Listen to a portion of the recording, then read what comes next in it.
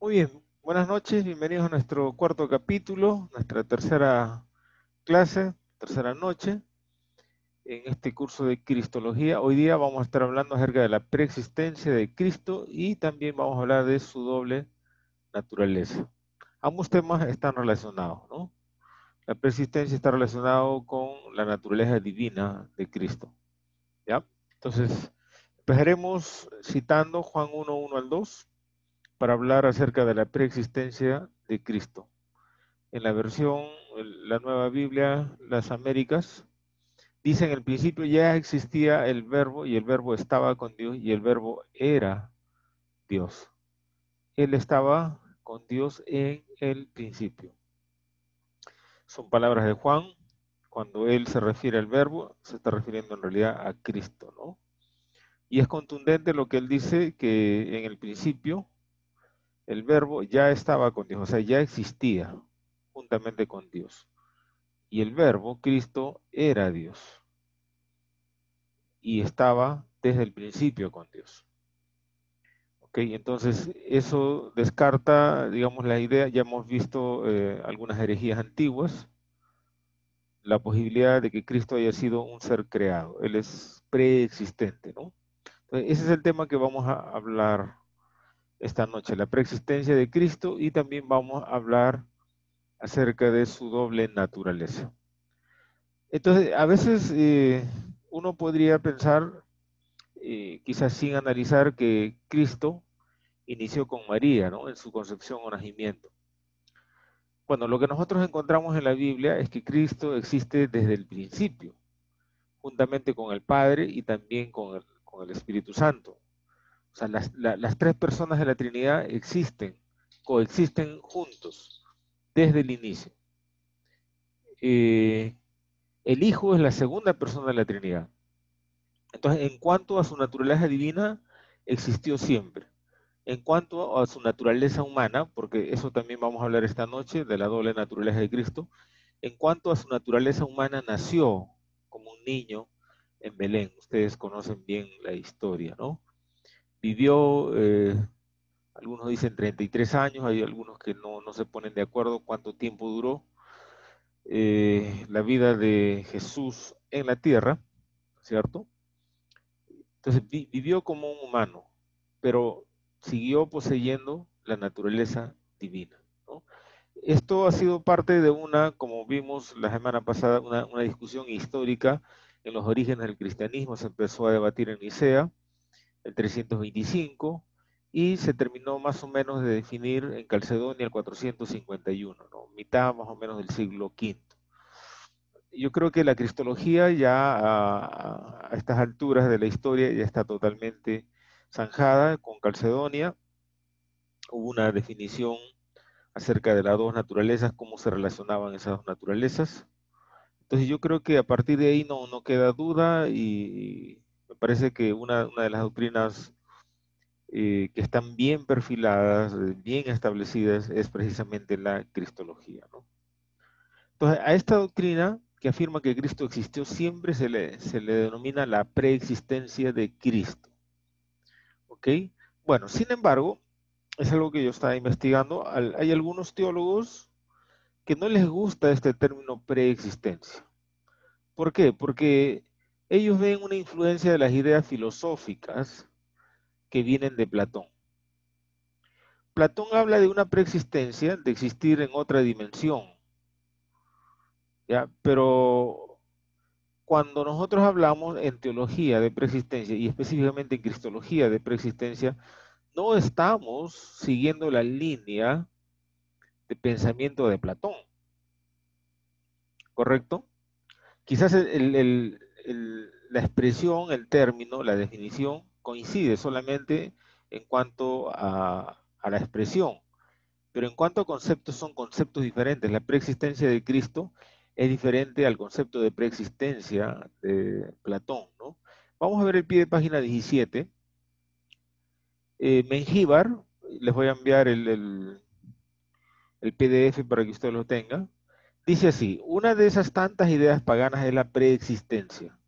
En el paganismo egipcio o hindú del cual al parecer Platón copió este concepto, se enseña que el alma antes de venir a la tierra a tomar posesión de un cuerpo, ya ha existido antes en otra dimensión. Bueno, parece que Mengíbar en realidad está tomando las ideas de Robert Jenson. Él tiene un libro emblemático que se llama Teología Sistemática, ¿no? Systematic Theology, ¿no? En inglés. ¿Ya? Bueno, son conceptos diferentes. Cuando nosotros hablamos de la preexistencia de Cristo, en realidad estamos haciendo alusión a su eternidad, la eternidad pasada de Cristo, que no tuvo inicio.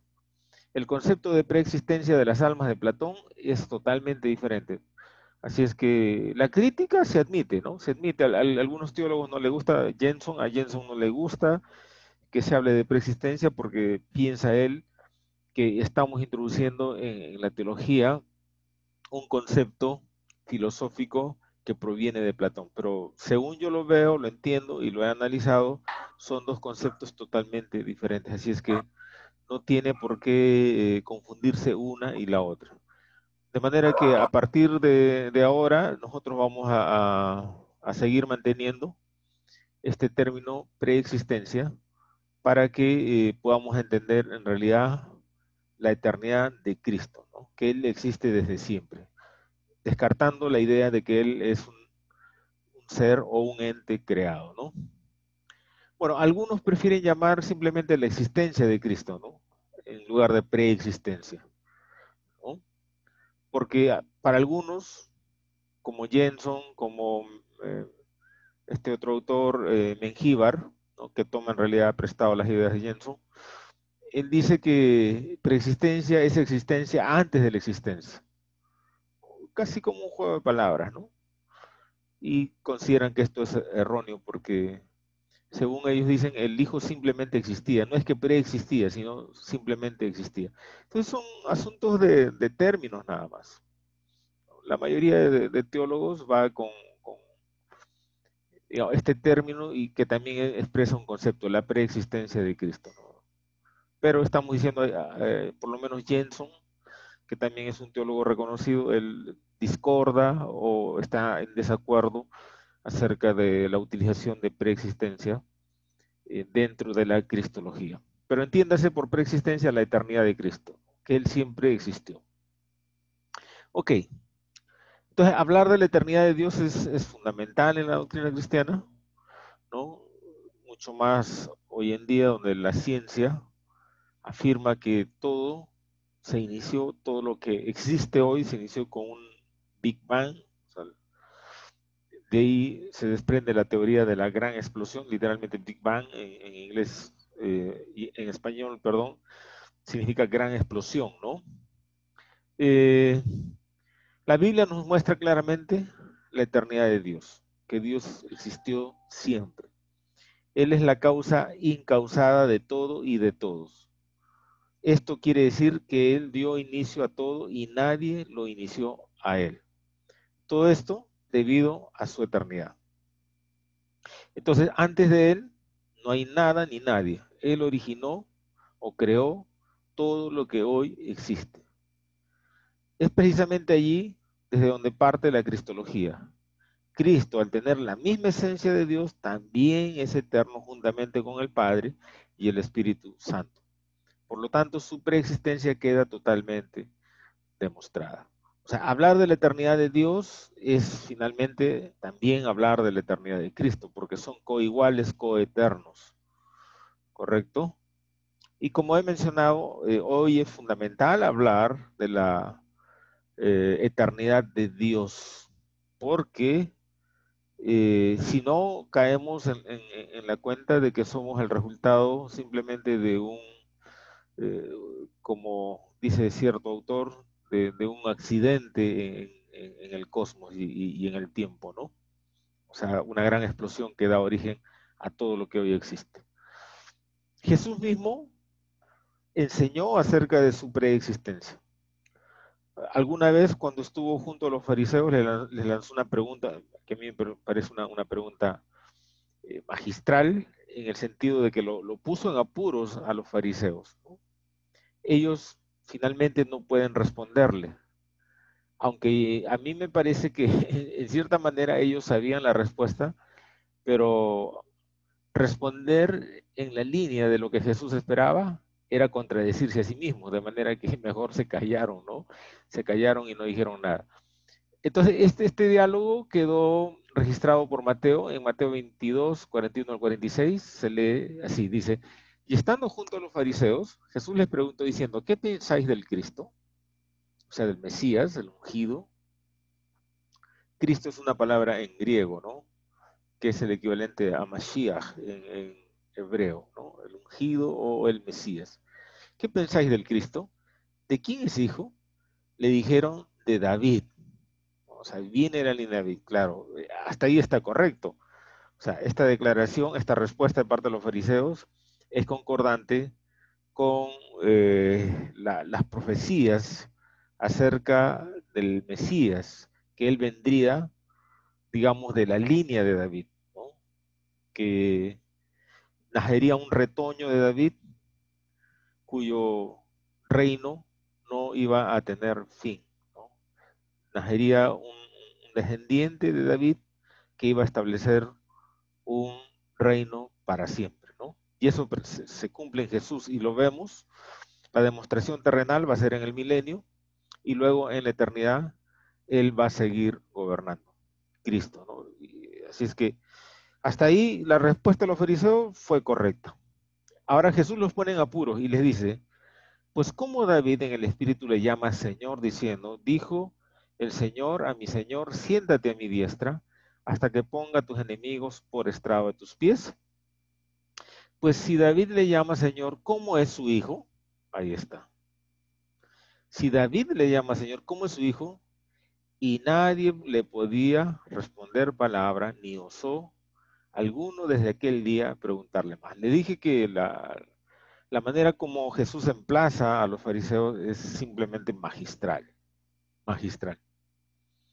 Con esta pregunta, él los pone en apuro, ¿no? Si David le llama Señor, ¿cómo es su hijo? O sea, le está diciendo, el Cristo y él mismo, Jesús, existe antes de David, existe antes de David. Entonces, implícitamente Jesús está hablando aquí de su preexistencia. No es el único pasaje, ¿eh? Hay otros pasajes más donde y esta noche vamos a verlo para que podamos dejar bien claro cuál es, digamos, la enseñanza bíblica acerca de la preexistencia. Muy bien, entonces más allá de la magistral pregunta con la que Cristo invistió la pseudo sabiduría de los fariseos, queda claro que él habló de su preexistencia con contundencia. Jesús también mencionó de la gloria que tenía junto al Padre antes de la creación de todas las cosas. En Juan 17:1, y sería bueno que también revisemos el 17:24, en la versión NBI dice así, y ahora Padre, glorifícame en tu presencia con la gloria que tuve contigo antes de que el mundo existiera. O sea, ¿qué está diciendo Jesús aquí en su oración? ¿Qué está diciendo? Yo tuve una gloria a tu lado antes de que el mundo existiera. O sea, yo existía juntamente contigo antes que todo existiese. En otras palabras, Jesús está declarando que es preexistente, o sea, que existió desde siempre junto con el Padre y junto con el Espíritu Santo. O sea, son palabras de Jesús mismo. Además de Mateo, vemos en Juan 17:5, donde él deja bien establecido que antes de todo, antes de que todo fuese formado, antes de Génesis 1:1, él existía juntamente con el Padre. Compartía la gloria con el Padre, ¿no? Compartía la deidad porque son coiguales, son coeternos. ¿Ok? Entonces, además de la enseñanza misma de Jesús, otros hombres de Dios hablaron de ello. También algunos escritores bíblicos hablaron de la preexistencia de Cristo. Juan el Bautista, por ejemplo, aunque él no es un autor bíblico, pero es un personaje bíblico, un hombre de Dios, nos va a decir en Juan 1:15, en la versión de Dios habla hoy, se lee así: este es aquel a quien yo me refería, refiriéndose a Jesús, cuando dije que él que viene después de mí es más importante que yo, porque existía antes que yo.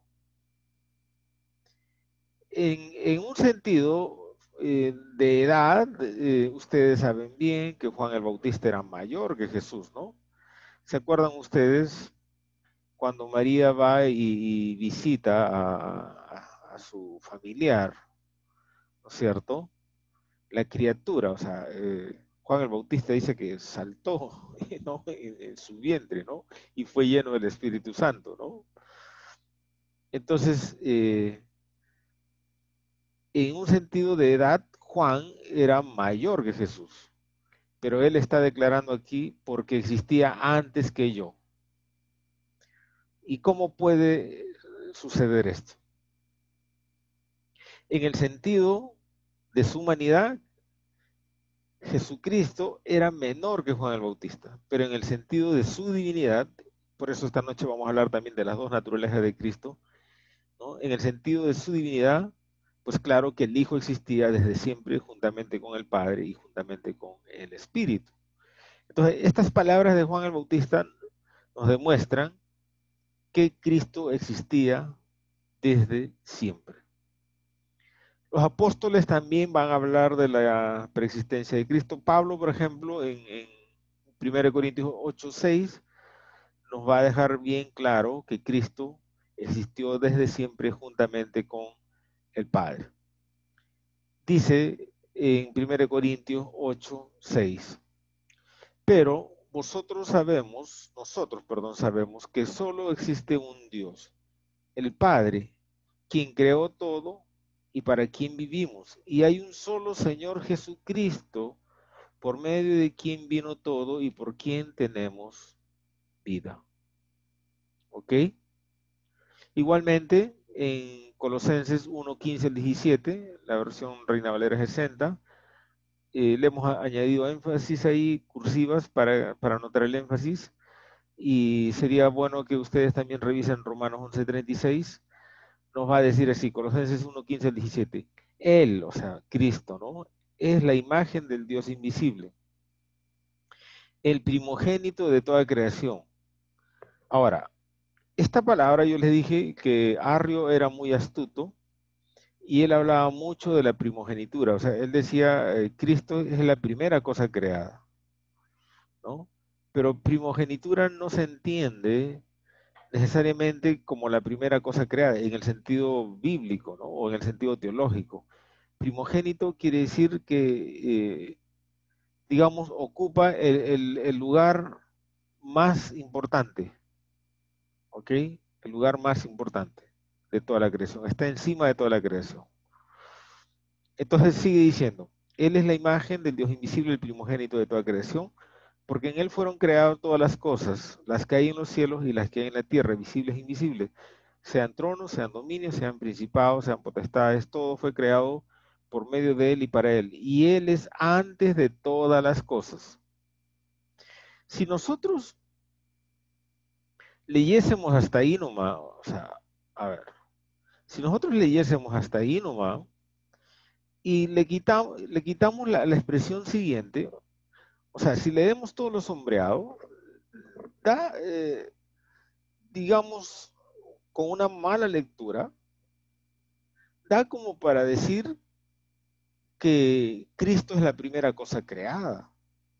Por eso es importante leer todo el pasaje, ¿no? Él es la imagen del Dios invisible, primogénito de toda creación. Les dije, Arrio aprovechaba esta palabra para decir que Cristo es la primera cosa creada, ¿no? Porque en Él fueron creadas todas las cosas, las que hay en los cielos, las que hay en la tierra, visibles e invisibles, sean tronos, sean dominios, sean principados, sean potestados, todo fue creado por medio de Él y para Él. Pero lo siguiente es lo que verdaderamente nos habla de la preexistencia de Cristo. Y Él es antes de todas las cosas, o sea, todas las cosas creadas, visibles o invisibles.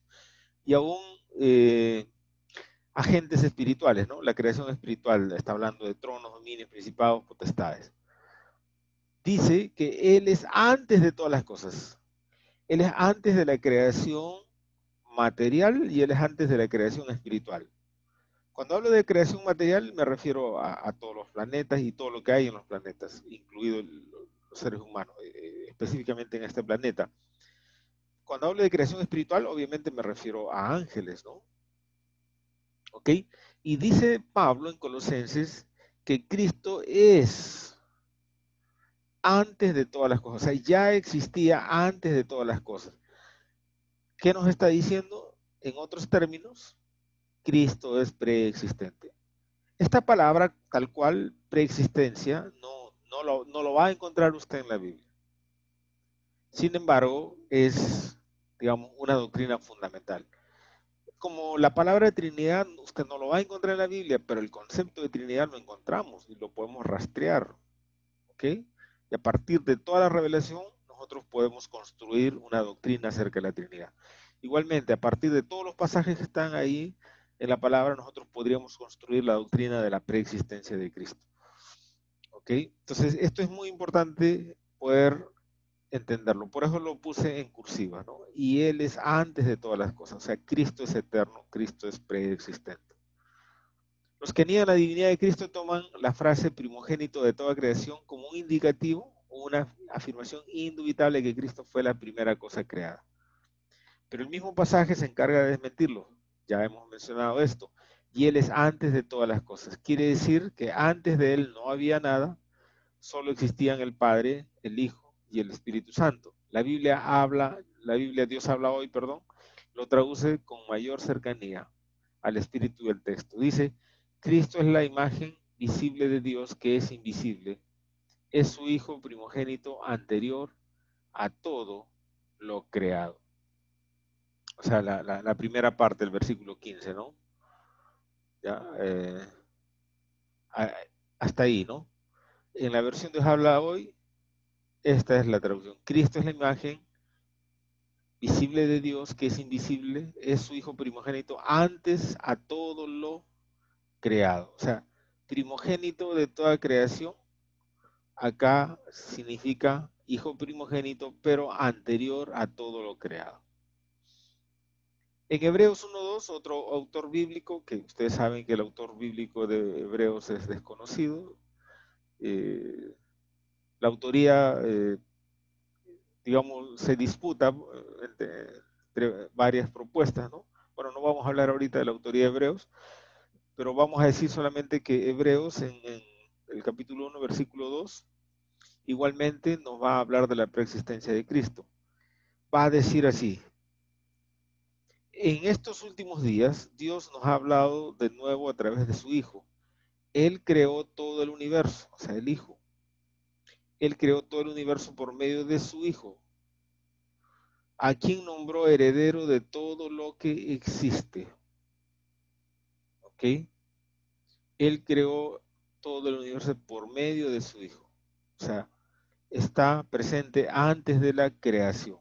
Por lo tanto, el Hijo no puede ser cosa creada. Entonces, por lo que nos deja ver el autor bíblico, el Hijo ya existía juntamente con el Padre y el Espíritu Santo en el acto creativo del universo. Melquisedec es semejante a Cristo en que nada se sabe de su padre, ni de su madre, ni de sus antepasados, ni tampoco del principio y fin de su vida. Porque así como Melquisedec no tenía, nada se sabe de su padre o madre, o sea, de Cristo nada, no se sabe de madre, ¿no? O sea, de padre en el sentido, no que lo creó, o sea, el padre no es que procreó al hijo. O sea, esas son categorías muy nuestras, muy humanas, ¿no es cierto? Un padre engendra un hijo con una madre. Bueno, esto también ha dado lugar para que cierta secta, que se le llama de manera popular la Iglesia Dios Madre, aunque su nombre es Sociedad Misionera Mundial, algo por ahí, con base en Corea del Sur, eh, da lugar como para que se hable en esos términos. Hay un Dios Padre y un Dios Madre, ¿no? Entonces, de Cristo no se sabe de Padre ni de Madre, en el sentido de que alguien lo haya engendrado, ¿me entienden?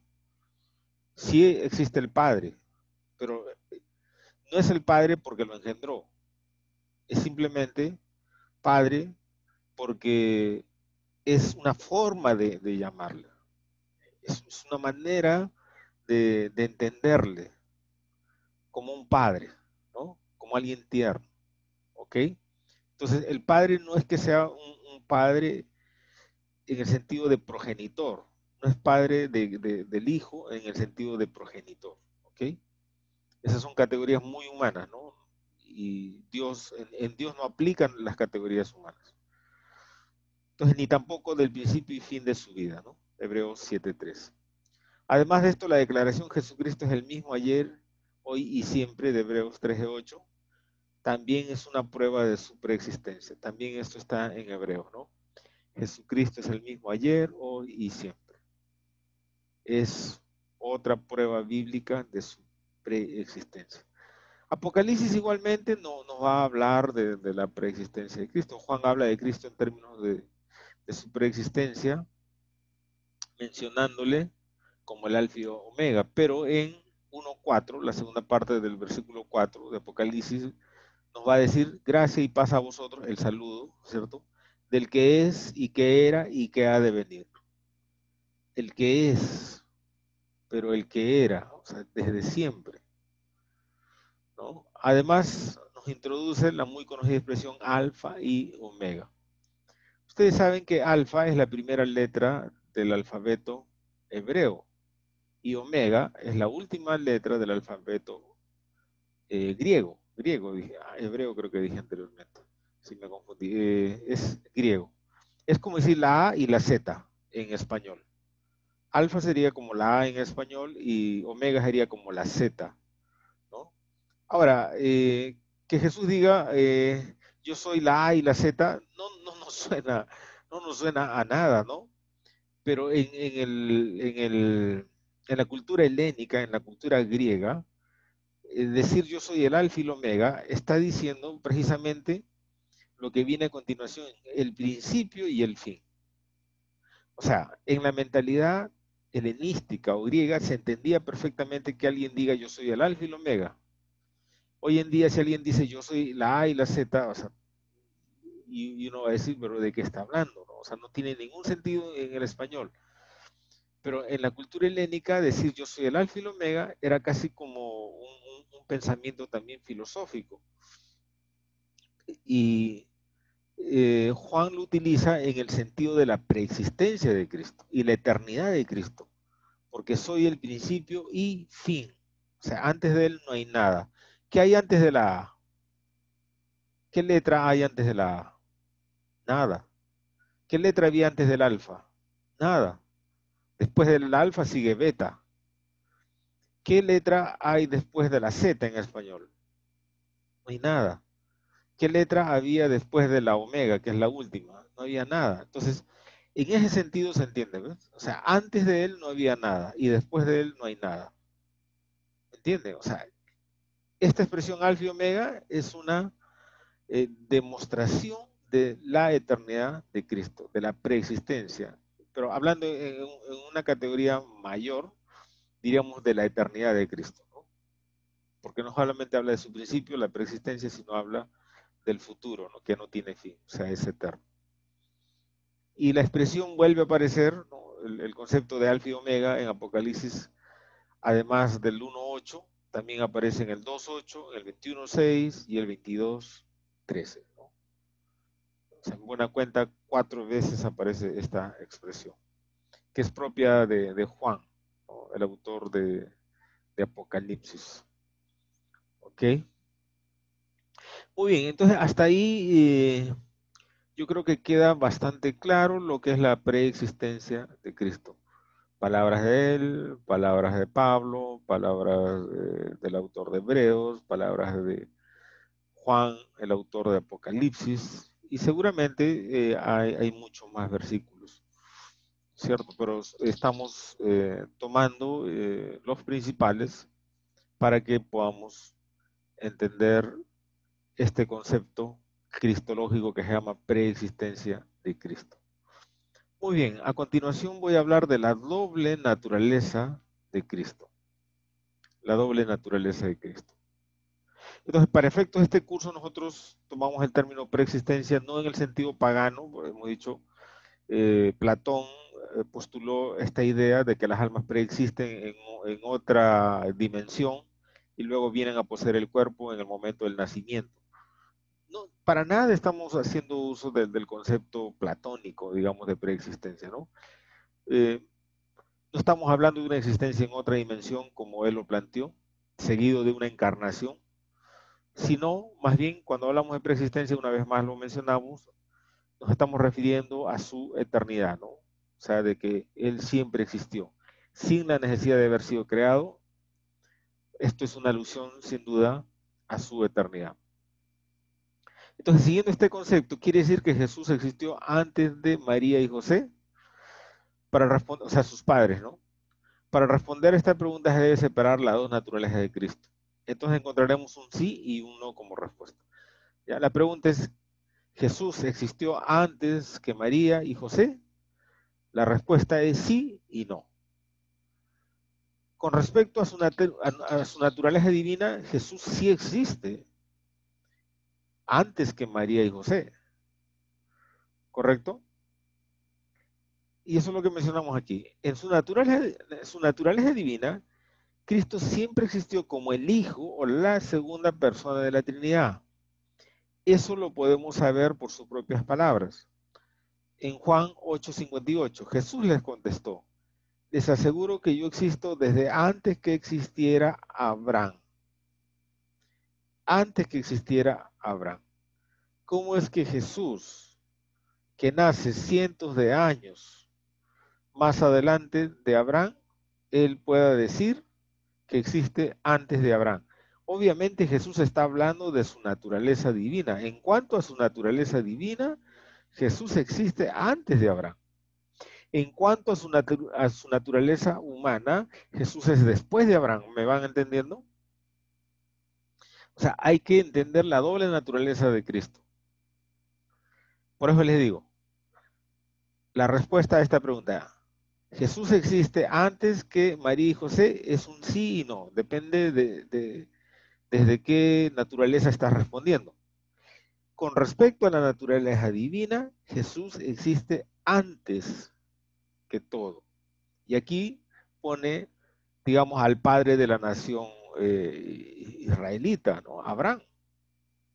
¿Okay? O sea, es mucho más antes de Abraham. No solamente en la antejala de Abraham existe el hijo, sino en el inicio de todo, juntamente con el padre. O sea, es coeterno, es preexistente, ¿no? Y son palabras directas de Jesús en Juan 8:58, en la versión de Dios habla hoy. Entonces, en su naturaleza humana, Jesús empezó a existir desde el día de su concepción, cuando María fue cubierta por la sombra del Altísimo, mediante el Espíritu Santo. ¿Ok? O sea, en su naturaleza humana, él recién existe, obviamente, después de su concepción, ¿no?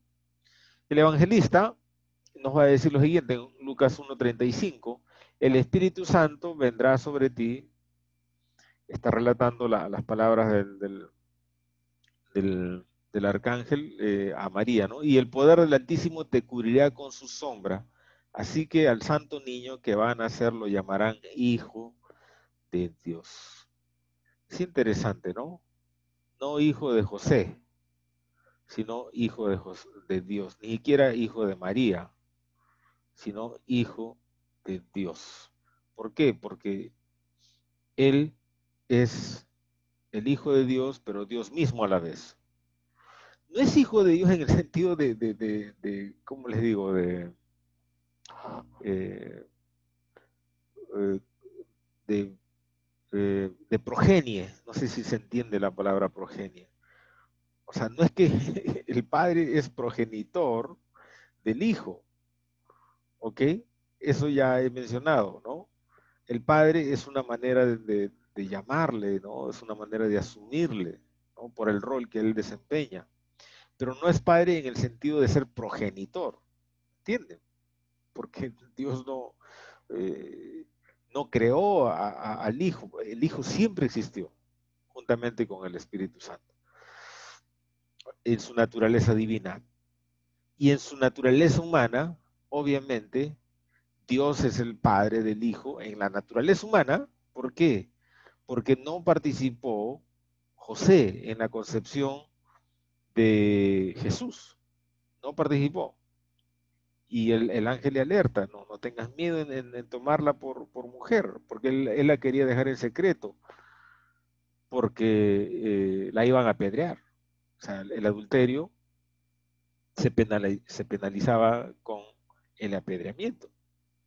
¿Ok? Entonces, él no quería dañarla a ella y no quería tal cosa para ella cuando se enteró que estaba embarazada, pero el ángel le alerta y le clarifica las cosas, ¿no?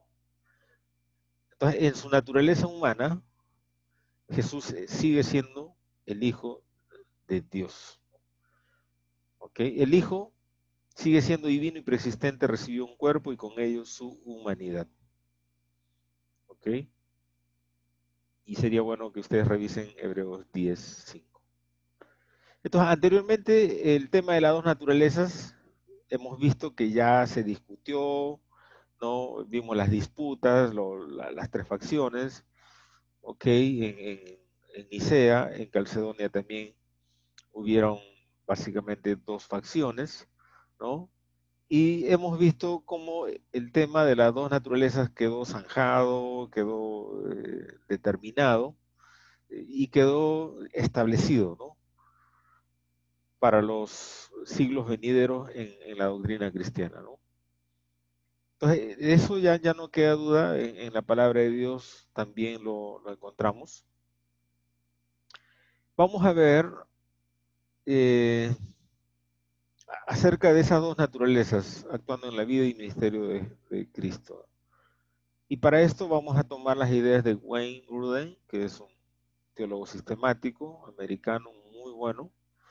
Tuve la oportunidad de escucharlo en Lima, en el seminario que ahora es Universidad Seminario Evangélico de Lima.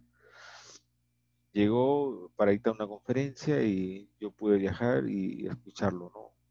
Excelente, ¿no? Wayne Grudem, excelente teólogo.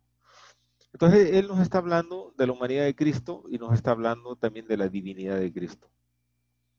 Entonces, acerca de la humanidad de Cristo, ¿qué tenemos que decir? Su nacimiento fue virginal. La Biblia claramente afirma que Jesús fue concebido en el vientre de su madre, María, mediante la obra milagrosa del Espíritu Santo, sin un padre humano. O sea, José no va a participar en la concepción de Jesús. Y hable de esto, ¿no? Cómo es que el ángel le aclara las cosas porque él la quería dejar, pensando que le había sido infiel y había caído en el pecado de adulterio. La importancia del nacimiento original de Cristo nos muestra tres aspectos. Primero, nos muestran que la salvación en definitiva debe venir del Señor.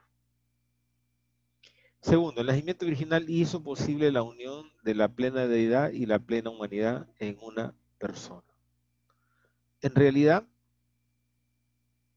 la doble naturaleza de Cristo es precisamente el resultado de ese nacimiento virginal, ¿no? Digamos que la naturaleza humana, ¿de dónde le viene a Jesús? De María. Y la naturaleza humana, ¿de dónde le viene? Del Padre, ¿cierto? Que a través del Espíritu Santo, digamos, le cubre, ¿no? a María y ella, pues, concibe a Jesús, ¿no? ¿Ya? Entonces, es importante esto, el nacimiento original es importante también para entender esa doble naturaleza, ¿no? Tercero, el nacimiento virginal también hace posible la verdadera humanidad de Cristo sin el pecado heredado. Bueno, ya mencioné esto, ¿no? O sea, es a través de María que Él recibe esa naturaleza humana, ¿ok? Sin perder la naturaleza divina.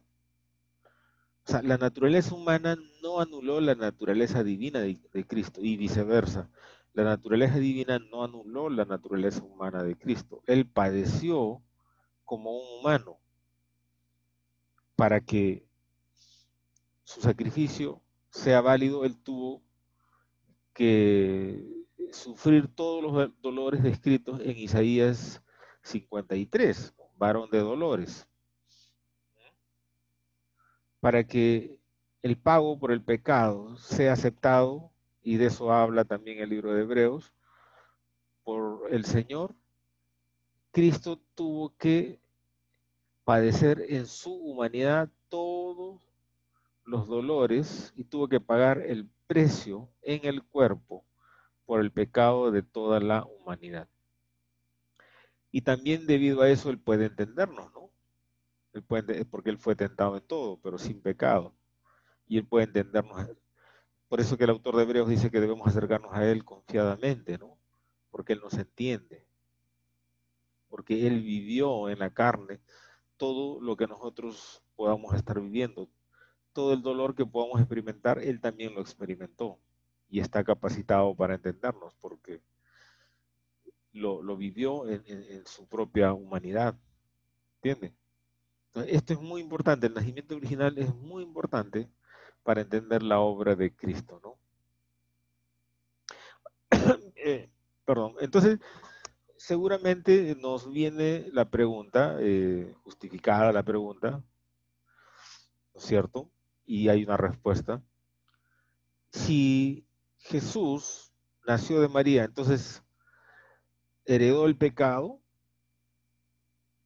Ustedes saben de la doctrina del pecado original, ¿cierto? El pecado original, ¿no? El pecado imputado por causa de, en el primer Adán todos somos pecadores, dice Pablo, ¿no? O sea, ¿por qué? Porque el pecado de Adán se transmite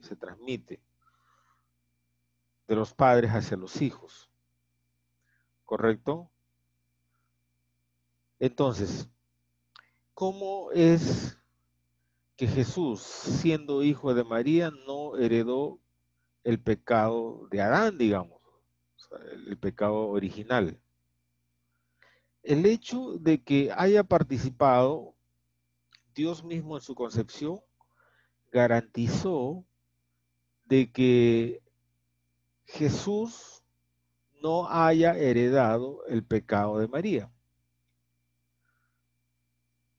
Ahora, la Iglesia Católica Romana y la teología católica lo va a solucionar de esta manera. Ellos van a decir María no tenía pecado. De ahí viene el término inmaculada, ¿no? Inmaculada, ¿no? María, la inmaculada, o sea, la que no tiene pecado, ¿no? Por lo tanto, como es inmaculada, entonces está bien venerarla, adorarla, rezarle, etcétera, etcétera. Lo responden así, ¿ok? Que desde mi punto de vista, y creo que también el punto de vista de ustedes, es una respuesta errónea, porque María tenía su naturaleza humana al 100% y nunca tuvo una naturaleza divina.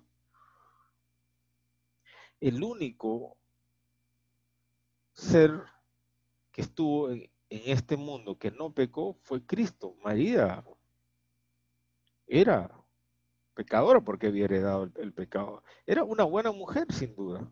Por algo Dios la eligió para ser la madre de Jesús. Había una gracia en ella que Dios puso en ella. Pero era igual que nosotros, o sea, también sujeta a pecado. Pero entonces, ¿por qué Jesús no hereda el pecado de María?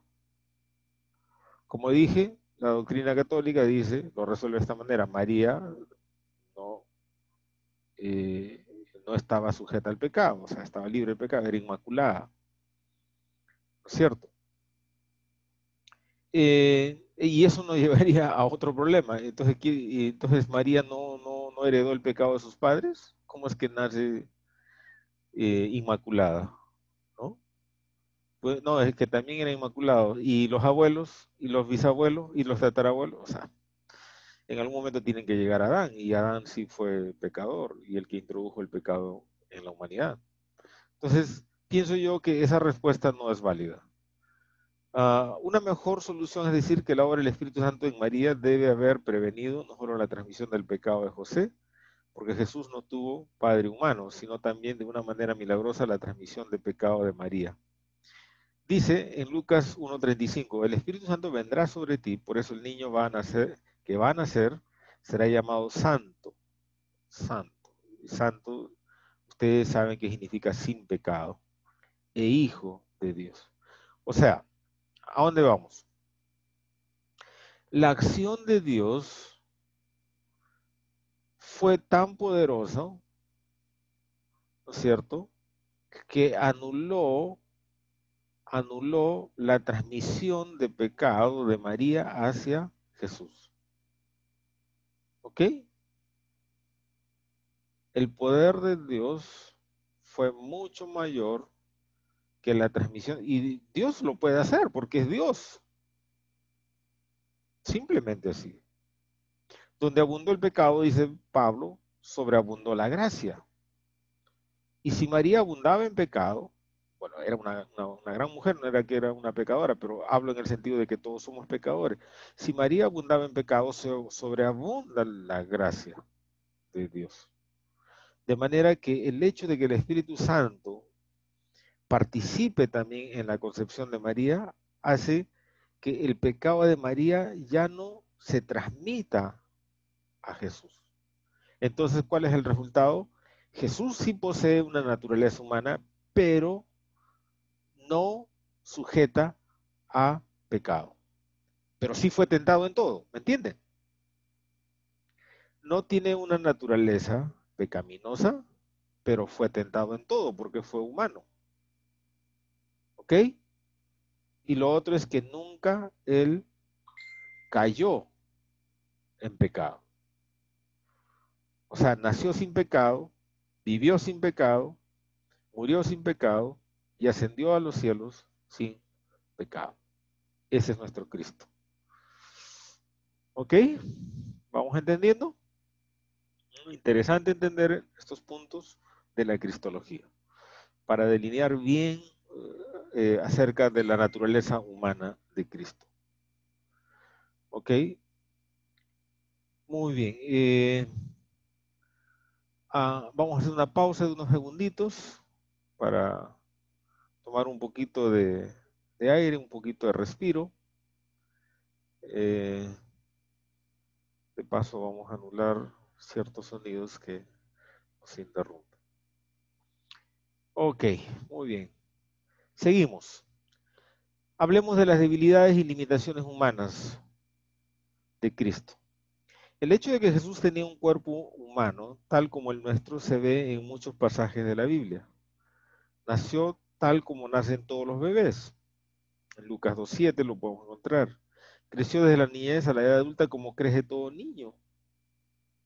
Jesús se cansó tal como nosotros. Sintió sed porque cuando estuvo en la cruz dijo, tengo sed. Y eso está registrado por Juan en 19:28. Después de haber ayunado durante 40 días en el desierto, leemos, tuvo hambre. Además sintió debilidad física porque durante su tentación en el desierto ayunó por 40 días, el punto en que la fuerza física de los seres humanos ha desaparecido casi por completo y más allá del cual hay daño físico irreparable si continúa el ayuno. La culminación de las limitaciones de Jesús en términos de su cuerpo humano se ve cuando murió en la cruz, o sea, muere, en su naturaleza humana muere, como morimos nosotros, pero sabemos obviamente que al tercer día resucita con poder y gloria, ¿no? Con poder y gloria. Resucita ya no para ser el Jesús enteramente humano bueno, obviamente también enteramente divino, sino que la humanidad de Cristo es una nueva humanidad después de su resurrección. Lo pueden tocar. Tomás solicita poder tocarlo y así lo hace. Pero a la vez aparece de pronto en el aposento alto, dando a entender que traspasó las paredes. ¿Ok? O sea, la naturaleza de Cristo después de su resurrección, después de su estado resurrecto, es diferente a la naturaleza antes de su resurrección. ¿Ok? Pero a donde vamos es que murió como también morimos nosotros. Pero Él venció la muerte luego porque resucita. ¿Ok? La muerte no pudo con Él, ¿no? ¿Ok? ¿Dónde está, oh sepulcro, tu victoria, ¿no? ¿Dónde, oh muerte, tu hijo? Son palabras de Pablo. El hecho de que Jesús siguió creciendo en sabiduría nos dice que pasó por un proceso de aprendizaje como lo hacen todos los niños. Aprendió a comer, a hablar, a leer, a escribir y cómo ser obediente a sus padres. Este proceso de aprendizaje común a todos fue parte de la auténtica humanidad de Cristo. Algunos piensan que Jesús tenía una sabiduría por simplemente, o sea, no necesitó estudiar nada. Y toda la sabiduría como que se le transfirió, como cuando transferimos información a un USB, o como cuando programamos un celular, o una PC, o una laptop, ¿no? O un robot, lo programamos para que haga tal acciones, ¿no? Y tiene toda la información hecha y la recibe en segundos. Y no fue así, o sea, bueno, en su naturaleza divina, obviamente él mantiene la omnisciencia, o sea que todo lo sabe. Eso vamos a ver luego. Pero en su naturaleza humana, él tuvo que aprender cosas, ¿me entiende? ¿Ok? Hay que separar. Por eso es importante cuando estudiamos la cristología delinear bien las dos naturalezas. En su naturaleza divina, él es omnisciente, todo lo sabe. Pero en su naturaleza humana, él necesitó aprender a leer, escribir, él necesitó aprender la Torá, ¿no es cierto? La ley y los profetas, porque iba al templo, iba a la sinagoga, como era su costumbre, dicen los evangelistas. ¿Ok? Entonces su naturaleza humana tuvo que hacer ese trabajo. Eso echa, digamos, por tierra a veces ciertos conceptos hoy en día, ¿no? Hay gente en las iglesias que no les gusta estudiar y todavía dicen, no, pero Cristo acaso estudió y los apóstoles acaso se estudiaron, si le dijeron que eran sin letras, ¿no? Y hay gente que en nuestras iglesias que no les gusta el estudio, no les gusta el estudio. O sea, si tú le das entre estudiar y no sé, pues hacer limpieza en la iglesia o salir a evangelizar, lo cual las dos son grandes cosas, van a preferir probablemente eso antes que el estudio, ¿no? Pero el estudio es básico. Cristo, en su naturaleza humana, tuvo que aprender, ¿ok? Y no evitó el proceso de aprendizaje, ¿ok? Entonces, nosotros no debemos ser mejores, pretender ser mejores que Cristo y decir, bueno, Cristo no estudió nunca nada, así es que su padre le reveló y a mí mi padre me va a revelar y yo y mi Biblia y nada más. Yo creo que el estudio ha sido importante en la vida de Jesús y también lo tiene que ser en la vida de nosotros. También podemos ver que Jesús tuvo una mente como la nuestra cuando habla del día en que regresará a la tierra. En Marcos 13:32 dice, pero en cuanto al día y la hora nadie lo sabe, ni siquiera los ángeles en el cielo, ni el Hijo, sino solo el Padre. Vemos varias indicaciones que Jesús tuvo alma humana o espíritu. Bueno, Gruden es dicotomista por lo que vemos, ¿no? El dicotomista, el alma o el espíritu es lo mismo, ¿no? Y el tricotomista, ¿no? Que sostiene que eh, los seres humanos tenemos una triple composición, cuerpo, alma y espíritu, ¿no? Son tres cosas diferentes. Entonces Gruden es uno de esos teólogos que es dicotomista. El alma o el espíritu son la misma cosa, dice él, ¿no? Bueno, yo no sé si usted sea dicotomista o tricotomista. Eh, no corresponde a esta clase, eso se ve en el curso de antropología bíblica, la doctrina del hombre. Cuando lleguemos ahí hablaremos un poquito más acerca de esto. Pero sigamos con nuestro material. Poco antes de su crucifixión, Jesús dijo, ahora todo mi ser está angustiado. Todo, o sea, aquí aflora, yo diría, toda la humanidad de Cristo aflora ahora. Juan nos dice un poco después, dicho esto, Jesús se angustió profundamente. Esto debe ser Juan, ¿ya? No Génesis. Acá hay un error, ¿ya? Eso vamos a corregirlo. En ambos versículos, la palabra angustia representa el término griego tarazo, una palabra que se usa con frecuencia para referirse a personas con ansiedad o sorprendidos repentinamente por un peligro. ¿Se acuerdan ustedes cuando estaba en Getsemaní? ¿No? Mi alma está angustiada hasta la muerte. O sea, un momento de estrés profundo. En palabras de hoy, bueno, esa palabra no existe porque es una palabra nueva, ¿no? Pero hoy diríamos, cuando habla de angustia o de agonía, podríamos hablar de un estrés profundo. ¿Ok? Entonces, ahí vemos eh, con mucha nitidez toda la humanidad de Cristo en estas palabras están representadas. ¿Ok? Impecabilidad. Aunque el Nuevo Testamento claramente afirma que Jesús fue plenamente humano, tal como nosotros somos, también afirma que Jesús fue diferente en un aspecto importante, fue sin pecado y nunca cometió pecado alguno durante su vida. Y eso está en Hebreos 4:15. Algunos han objetado que si Jesús no pecó no era verdaderamente humano, porque todos los seres humanos pecan.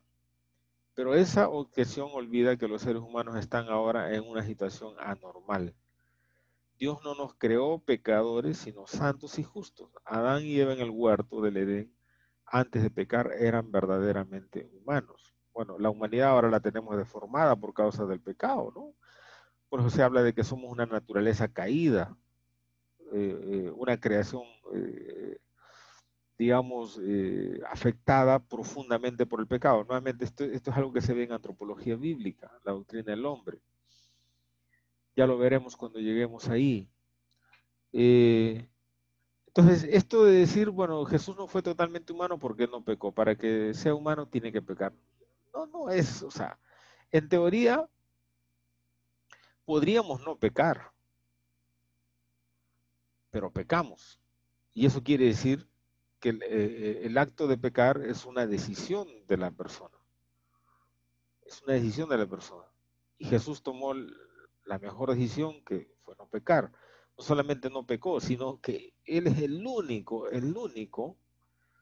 no solamente de los israelitas, bueno, hablando en términos del Antiguo Testamento, o de los judíos en términos del Nuevo Testamento, el único que cumplió la ley, el único que cumplió la ley, y el único que no pecó.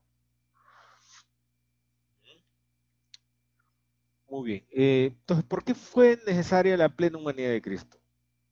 ¿Por qué Cristo no pudo venir solamente en su naturaleza divina? ¿Por qué tuvo que venir en una naturaleza humana? Claro, sin perder la naturaleza divina. ¿Se han hecho esa pregunta alguna vez? ¿Mm? Y eso nos lleva a esta pregunta también. ¿Por qué fue necesaria la plena humanidad de Cristo? ¿No? Y la primera pregunta que yo les dije, ¿por qué Cristo tuvo que venir como un humano? ¿Y por qué no vino solamente en toda su gloria? Porque circulaba en la iglesia una enseñanza herética que decía que Jesús no fue humano. Y Juan va a hablar de esto, ¿no? Y también lo hemos visto en las herejías antiguas. Me parece que en la primera clase vimos esto. Esta herejía llegó a conocerse como el docetismo. ¿Se acuerdan? Habíamos hablado del docetismo. Viene el griego doqueo, que es parecerse o parecerlo. O sea, ¿qué sostenía el docetismo? Que Jesús parecía humano, pero no lo era. Tenía un aspecto, una apariencia humana, pero no lo era. Ahora, Juan va a ir contra tal enseñanza. Ya vamos a llegar a ese versículo. Esta posición sostiene que Jesús no fue realmente un hombre, sino que parecía serlo. Tan seria fue esta negación de la verdad en cuanto a Cristo que Juan pudo decir que era una doctrina del anticristo. En esto pueden discernir quién tiene el Espíritu de Dios. Todo profeta que reconoce que Jesucristo ha venido en cuerpo humano es de Dios. Todo profeta que no reconoce a Jesús no es de Dios, sino del anticristo. Wow.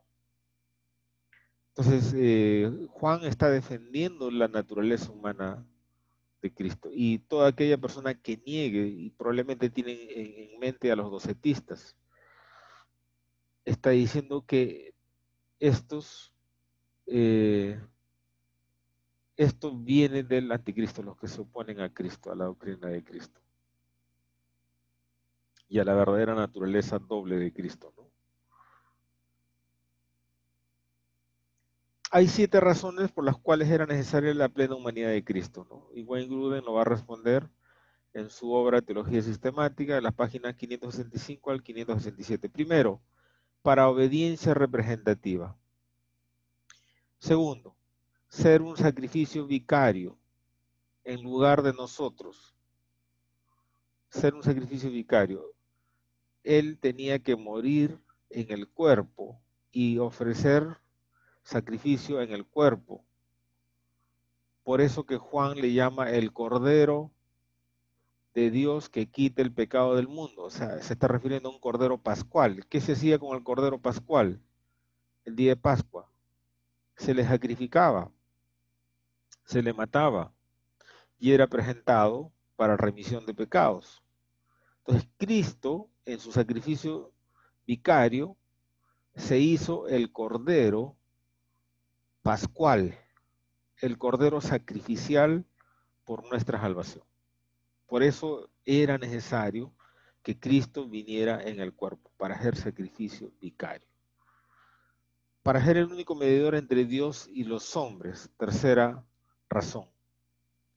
Un mediador que conoce a los hombres y un mediador que conoce a Dios de cerca, porque es Dios mismo también Él. Su doble naturaleza hace que Él pueda presentarse como abogado de los hombres. Abogado tenemos en Cristo Jesús, si hemos pecado. ¿Ok? 4. Para cumplir el propósito original de Dios de que el hombre gobernará la creación. 5. Para ser nuestro ejemplo y modelo de vida. Esto es muy importante. El cristianismo se asienta sobre una ética. La ética tiene que ver con la conducta. Y esa conducta en el cristianismo que todo cristiano tiene que imitar es la conducta de Cristo. Por eso Cristo, en cuanto a su naturaleza humana, o sea, todo lo que hizo mientras estuvo en la tierra, es un modelo finalmente para nosotros. 6. Para ser modelo de nuestros cuerpos redimidos. Cuando Jesús resucita, tiene un cuerpo glorificado. Él es el primero en haber recibido ese cuerpo. Nosotros lo vamos a recibir después de la resurrección. 7. Para compadecerse como sumo sacerdote. O sea, Él nos entiende, ¿no? Él sabe, tu momento de dolor, Él sabe. Cuando tú estás siendo tentado, Él sabe, porque Él fue tentado. Hebreos dice que fue tentado en todo, pero sin pecado, o sea, que no pecó, a pesar que fue tentado en todo. Entonces, Él nos entiende y se compadece de nosotros. Se compadece. No tenemos un Dios que no pueda compadecerse de nosotros, sino o un sumo sacerdote, como dice Hebreos, ¿no? ¿Ok? Entonces, todo esto es relacionado a la humanidad de Cristo y por qué fue necesaria y todo esto, ¿no? Ahora vamos a hablar de la divinidad de Cristo, la segunda parte del tema de las dos naturalezas de Cristo. Bueno, la palabra de Dios nos muestra claramente la divinidad de Cristo. Algunas veces Él mismo va a hablar de Él como Dios y otras veces lo hicieron las personas y también los escritores bíblicos. Aunque la palabra de Dios está generalmente reservada en el Nuevo Testamento para Dios el Padre, encontramos varios pasajes donde se usa para referirse a Cristo Jesús. En todos estos pasajes se emplea la palabra de Dios en el sentido fuerte para referirse al que es el creador del cielo y la tierra y el que reina sobre todas las cosas. Vamos a ver algunos pasajes de, en donde se hace alusión a Jesús como Dios. O sea, se releva, ¿no? Se hace relevante la divinidad de Cristo. Juan 1.1. En el principio ya existía el verbo estaba con Dios y el verbo era Dios. Le hemos puesto cursivas ahí para ver el énfasis, en el original no lleva esa cursiva. Ya, o sea, ya existía, era Dios, o sea, el verbo era Dios y es Dios. Juan 1:18. Nadie ha visto jamás a Dios, el Hijo único, que es Dios y que vive en íntima comunión con el Padre, es quien nos ha dado a conocer. La versión Dios habla hoy. El Hijo único, que es Dios, declaración de Juan, es Dios. O sea, aquí vemos la naturaleza divina de Cristo. Juan 20:28. Tomás dijo, Señor mío y Dios mío. Solo después de resurrecto, ¿no? Después de haber resucitado. Después de las señales que les son presentadas. Es que los judíos eran así, ¿no? Los judíos se movían en base a señales y los griegos se movían en base a conocimiento. Entonces, solo después de la señal que le fue mostrada, ahora Tomás llega a esta conclusión. Señor mío y Dios mío. Y lo hace correctamente, sin duda. Le está llamando Dios. Entonces, las ideas de Arrio uno no lo puede entender, ¿no? Y las ideas de los testigos de Jehová uno no lo puede entender. Tomás, uno de sus discípulos, le está diciendo, Dios mío.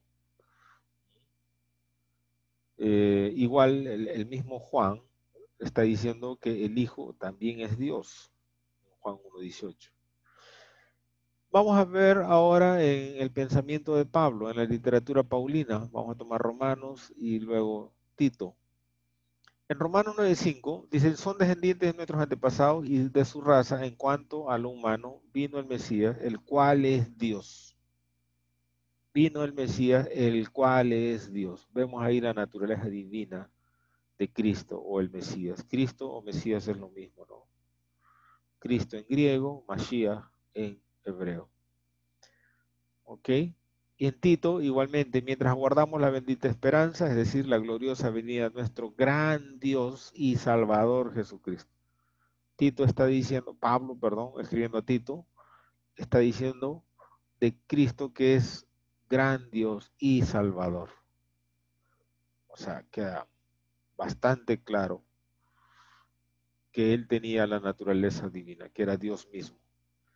En la literatura de Hebreos, como hemos dicho, el autor es disputado, desconocido, dice, pero respecto al Hijo dice, tu reinado, oh Dios, nuevamente lo hemos puesto en cursiva para ver el énfasis, está hablando del Hijo, de Cristo, oh Dios. En la literatura petrina, en la segunda carta de Pedro, el 1:1 dice, Simón Pedro, siervo del apóstol de Jesucristo, a los que habéis alcanzado por la justicia de nuestro Dios y Salvador Jesucristo. Una fe igualmente preciosa que la nuestra. Nuestro Dios y Salvador Jesucristo. Jesucristo es Dios mismo. Evidencia de que Jesús poseía atributos de deidad o divinidad.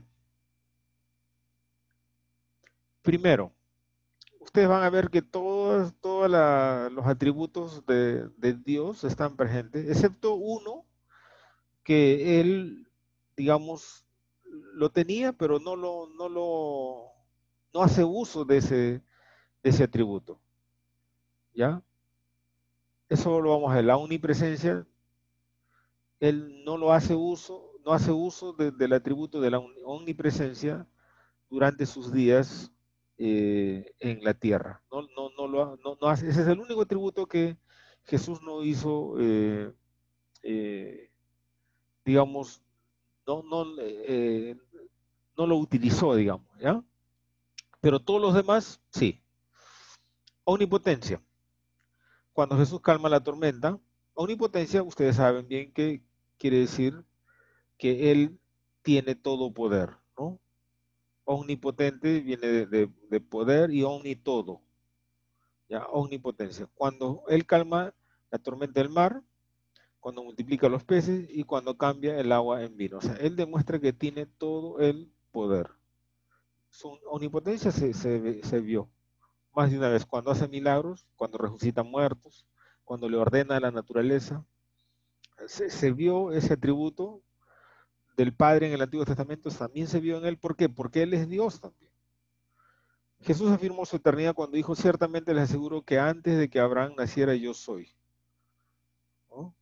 Y en Apocalipsis: yo soy el alfa y la omega. La eternidad es otro atributo de Dios que lo tiene Cristo. La omnisciencia de Jesús se demuestra porque él sabía los pensamientos de la gente. En Marcos 2:8 dice: desde el principio, quiénes eran, que él sabía, ¿no? Desde el principio, quiénes eran los que no creían y quién era el que iba a traicionarlo. ¿Cómo es que él sabía? Porque por ser Dios mismo, él es omnisciente. En su naturaleza divina, él sabía.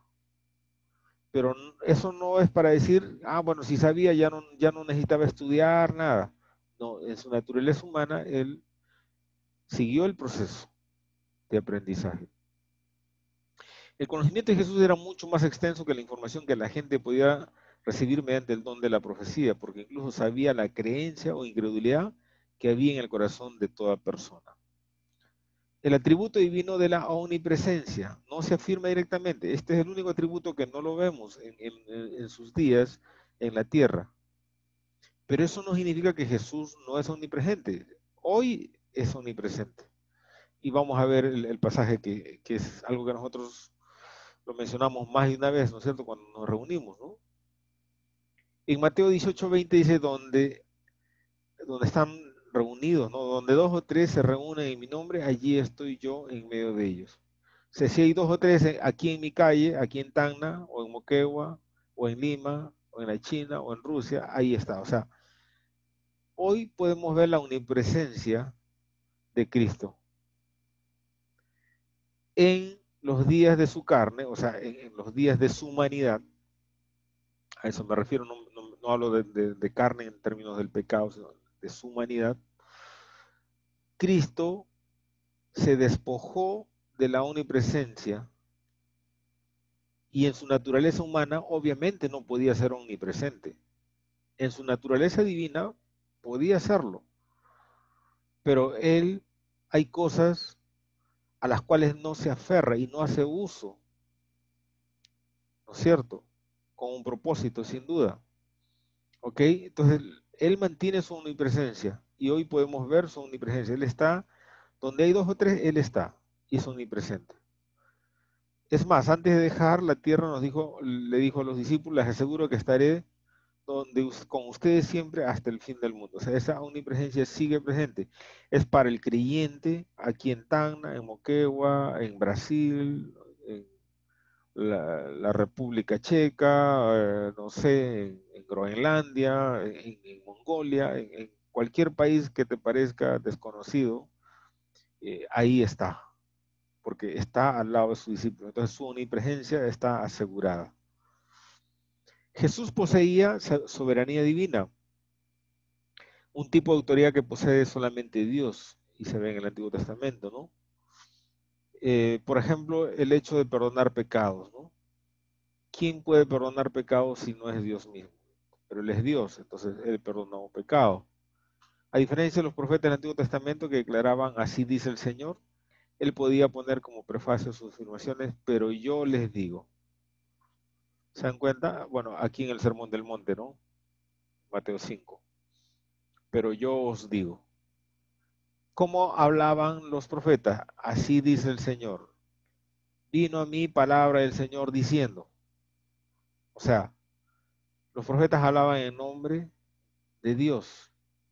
Cristo hablaba a nombre propio porque Él es Dios mismo. Yo os digo. Los profetas: así dice el Señor. ¿Notan la diferencia, verdad? Es una afirmación asombrosa de su propia autoridad. Podía hablar con la autoridad de Dios mismo porque era plenamente Dios. Claramente, la afirmación de la deidad de Cristo se ve en el hecho de que se le cuenta como digno de adoración, algo que no sucede con ninguna otra criatura, ni siquiera con los ángeles, sino solo con Dios. Sin embargo, la Biblia dice de Cristo que por eso Dios lo exaltó hasta lo sumo y le otorgó un nombre que es sobre todo nombre. ¿Se acuerdan cuando iba camino a Emaús? Lo adoraron, ¿no? Cuando se dieron cuenta, lo adoraron, ¿no? Para que ante el nombre de Jesús se doble toda rodilla en el cielo y en la tierra y debajo de la tierra, y toda lengua confiese que Jesucristo es el Señor, para gloria de Dios Padre. De manera similar, Dios ordena a los ángeles que adoren a Cristo. Por eso leemos en Hebreos 1:6, al introducir a su primogénito en el mundo, dice Dios que lo adoren todos los ángeles de Dios. Entonces, la deidad de Cristo se ve claramente en la adoración que Él recibe, incluso ordenado por el Padre, que los ángeles le adoren. ¿Ok? O sea, ¿cómo podría el Padre decir que adoren al Hijo si Él no fuera Dios mismo? Porque adorar a alguien o algo que no es Dios es un pecado de idolatría, ¿cierto? Pero si Cristo es Dios mismo, entonces Él merece ser adorado, no solamente por nosotros, aún los ángeles son ordenados a adorar a Cristo Jesús. Cuanto más la iglesia, ¿no? Cuanto más la iglesia. Como pueden ver, entonces, queda bastante claro la doctrina de la preexistencia y la doctrina de la doble naturaleza de Cristo. Muy bien, voy a cerrar aquí la grabación para luego pasar a las preguntas.